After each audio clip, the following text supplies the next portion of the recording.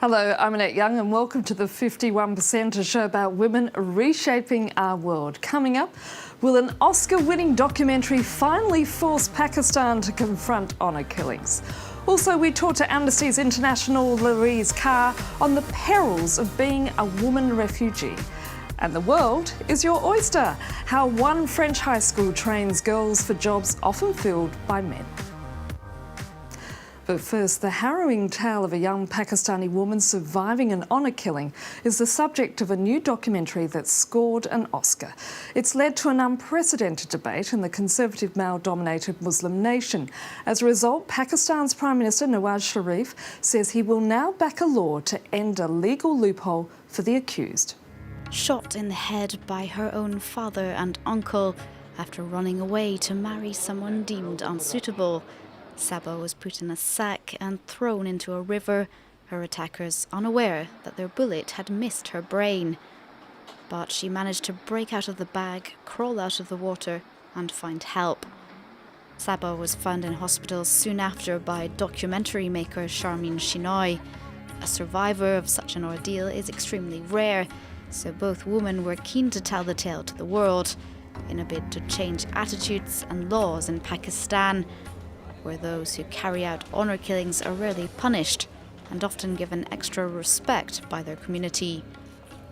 You can go into small towns and villages across Pakistan and you will find that people will think that honour killing is not a crime because nobody ever goes to jail for it. So I wanted to start a national discourse about honour killings because people need to realize that it is a very serious crime. It is not something that is part of our religion or our culture, and this is something that should be treated as premeditated murder, and people should go to jail for it. Honour killings are an all too familiar story in Pakistan. The government puts figures at around 1,000 cases a year. However, many instances go unreported, and unofficial estimates are much higher at around 3,000 to 4,000. As the law currently stands, those who commit these killings are acquitted if their family forgives them. The documentary shows Saba being put under immense pressure to forgive her father and uncle, who then avoid punishment. To see how much pressure there can be applied in a low socio-income background in Pakistan is incredible, because these people would tell them that next time you need something and you come to the neighborhood, we will not give you anything. So they ostracized Saba's in-laws and her family, and she was forced to forgive. That's what surprised me most, that how much pressure that exists. And this loophole in our law allows the pressure to continue. The film has already had some impact. Prime Minister Nawaz Sharif praised it and vowed to eradicate honour killings.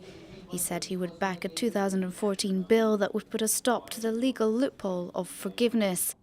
But some, like Human Rights Watch, say more must be done to stop police standing back and allowing the killings to happen, and to provide safe shelters.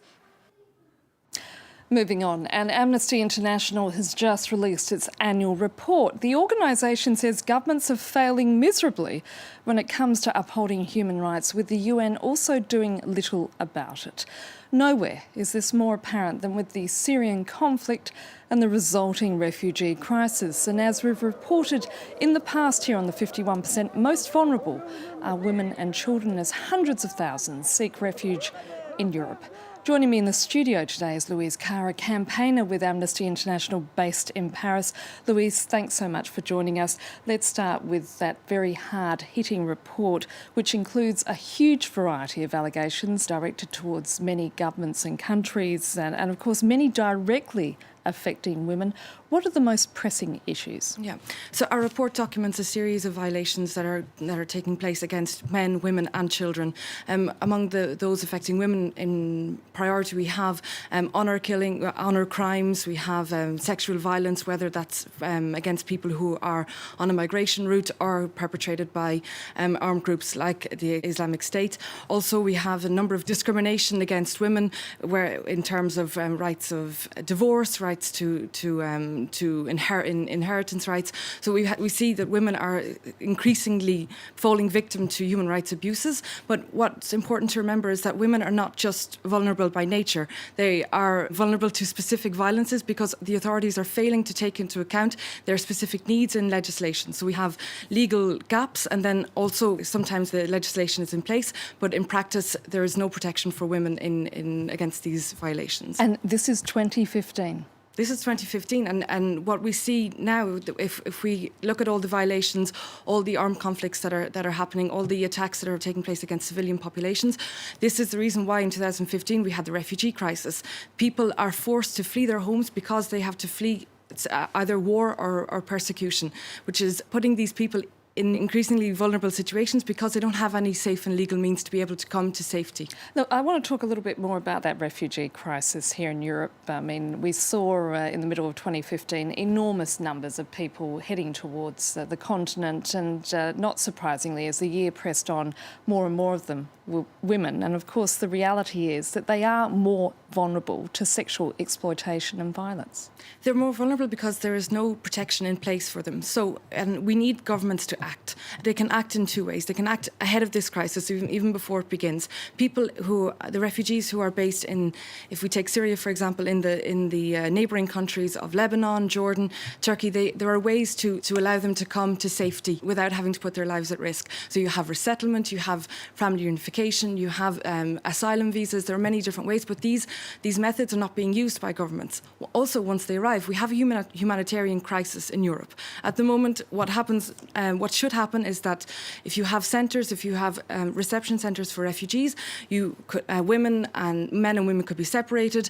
The toilet and shower facilities would be well lit. They would be separated from men. We wouldn't have the situation that we have now of women and men who are forced to live in these centres.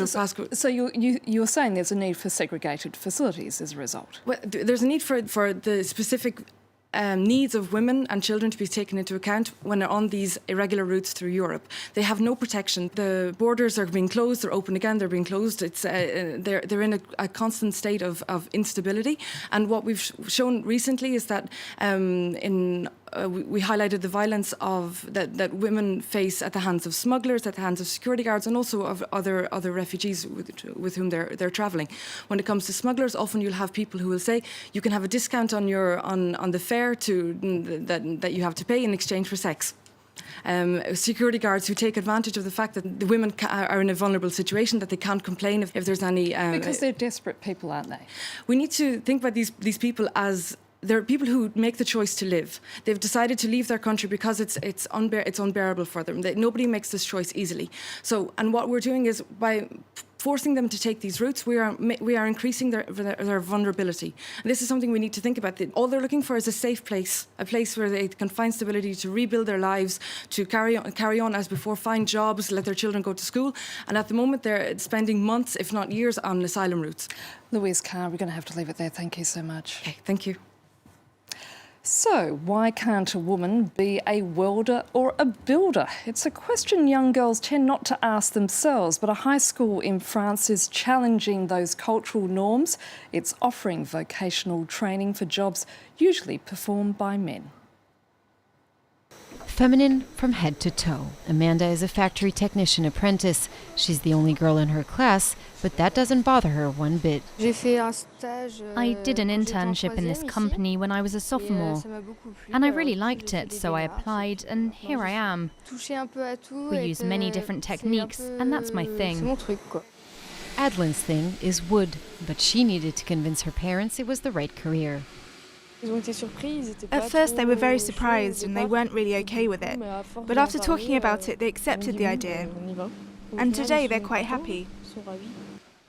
The high school Kessler-Guiton in Western France has launched an employment equity program to encourage women to come work in male-dominated industries. This year, there are 10 of them in the construction sector alone. When it comes to plumbers and electricians, there are very few girls. This program is important because bringing in girls will improve the atmosphere in the classroom.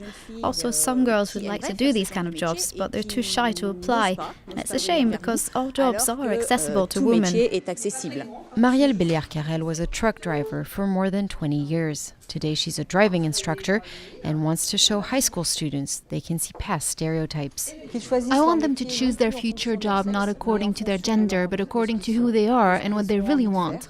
I want them to abandon all the stereotypes they might have so that they won't let anybody tell them something is not possible. Because today everything is possible. It's only a question of will. The high school Kessler-Guiton has started holding an annual open day for girls in the region to enable them to see what these supposedly male-dominated jobs are all about. And that's it for now. And if you'd like to comment on what you've just seen, you can head to our Facebook page.